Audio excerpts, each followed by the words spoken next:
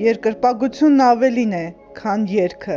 Եփեսացիների 5:18-19 խոսքերում գրված է. «Լցվեք հոգով, խոսելով ձեր մեջ սաղմոսներով և օրհնություններով և հոգևոր երգերով,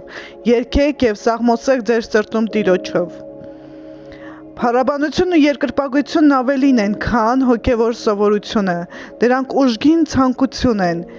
հաճույք և բանալի Աստծուն ավելի խոր սիրահարվելու համար։ Դուք ավելի եք մոտենում Աստծուն՝ լսելով և երգելով սիրո երգեր Նրան և Նրա մասին։ Այսօրվա խոսքում մենք տեսնում ենք հորդոր լցվելու Սուրբ Հոգով փառաբանության և երկրպագության ընթացքում։ Մենք լցվում ենք Հոգով, երբ բարձրաձայն երգում ենք և նվագում մեր սրտում, բայց այս խոսքերում ներկայացվում է ևս մեկ բանալի՝ Աստծո մասին ուրիշների հետ մեր հաղորդակցությունը։ Երկրպագությունն ավելին է, քան երգեցողությունը։ Այն արտահայտում է մեր խոսակցության մեջ, քանի որ միանգամայն բնական է խոսել այն մասին, ինչով լցված է մեր սիրտը։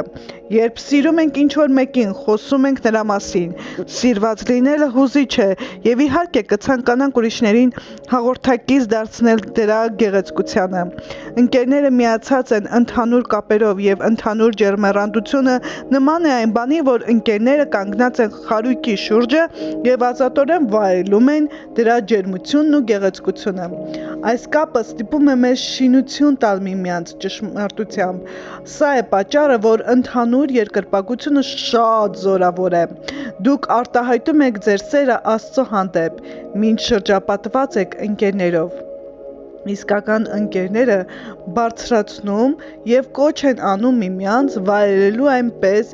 որ հաճեցնեն մեր Տիրոջը։ Երբ ձեր ընկերները հետևում են Հիսուսին, բոլորդ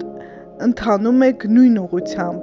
Շրջապատեք ձեզ նրանցով, ովքեր մեկ են ձեզ հետ Հոգով և ունեն միևնույն նպատակը։ Միշտ չէ, որ դուք կհամաձայնեք այն ամենին, ինչ նրանք կասեն։ Պատրաստ եղեք սովորելու և պահպանեք ձեր կապը։ Լցվեք Հոգով և երկրպագեք ձեր խոսակցությամբ, երգով և հավատացյալների հետ միաբանությամբ։ Եկեք աղոթենք։ Սիրելի Տեր, թող փառաբանության խոսքեր և երգեր հորդեն իմ կյանքից։ Համակիր ինձ քո սիրով այնպես, որ չկա